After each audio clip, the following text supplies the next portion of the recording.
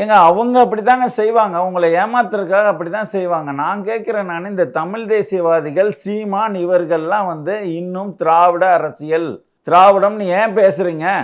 தெலுங்கர்ன்னு சொல்லுங்க. ஒரு அரசியல் தளத்துல இருக்கிறவங்க ஒரு ஆட்சி அதிகாரத்துல என்னங்க ஆட்சி அதிகாரம்? நீங்க திராவிடம்னா யாரு? நான் கேட்கிறேன் திராவிடர்னா யாரு? தமிழர் இல்ல.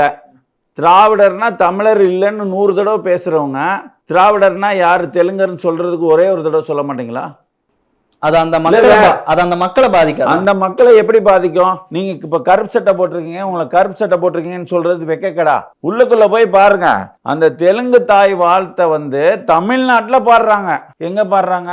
உகாதி நாளன்றும் தெலுங்கு, அதாவது தெலுங்கு தாய் என்ன வாழ்த்தை தமிழ்நாட்டுல உள்ளவங்க பாடிக்கிட்டு இருக்காங்க. தெலுங்கர்கள் என்னைக்கு பாடுறாங்கன்னா உகாதி நாள் அன்னைக்கு பாடுவாங்களாம். மற்ற தெலுங்கு நிகழ்ச்சிகள்ல பாடுவாங்களாம்.